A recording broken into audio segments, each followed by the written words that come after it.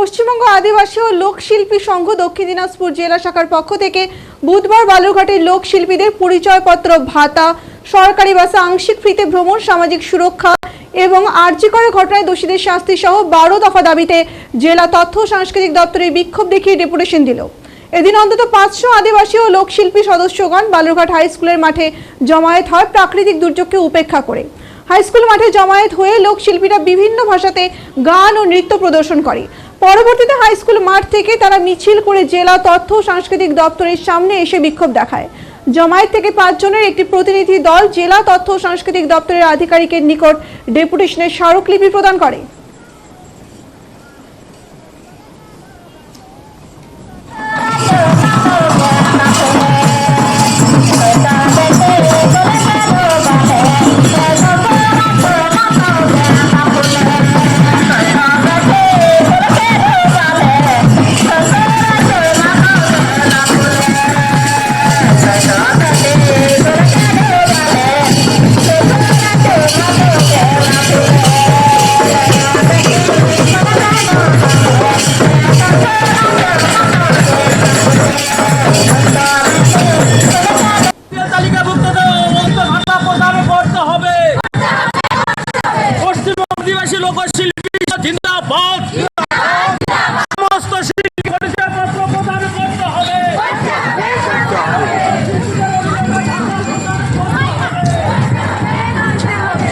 পশ্চিমবঙ্গ আদিবাসী ও লোকশিল্পী সংগঠনের পক্ষ থেকে আমাদের এই শিল্পীদের বিভিন্ন দাবি দেওয়ার জন্য আমরা জেলা তথ্য সাংস্কৃতিক দপ্তরে ডেপুটেশন দেওয়ার জন্য এসেছি।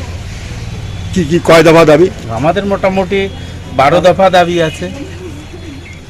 যেমন দুই একটা যেরকম লোকশিল্পীদের পরিচয়পত্র দিতে হবে, তারপরে ভাতা দেওয়ার ব্যবস্থা করতে হবে।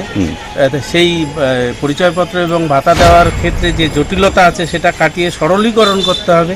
হ্যাঁ, সরকারিভাবে পরিচয়পত্র ভাতা দেওয়ার আগে নির্দিষ্ট বিধি অনুযায়ী বিখ্যাত কোনো দৈনিক কাগজে গভর্নমেন্ট নোটিফিকেশন দিতে হবে। এটা কি জেলা জমায়েত আজকে এটা জেলায় আমাদের জেলা প্রত্যেকটা আমাদের গোটা পশ্চিমবাংলায় এই আজকের দিনে সমস্ত এই জায়গায় এই ডেপুটেশনটা হচ্ছে একই দিনে।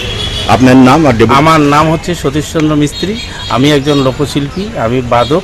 এছাড়া আমার একটা ইয়ে আছে যেটা হচ্ছে আমি একজন শিক্ষক প্রাইমারি।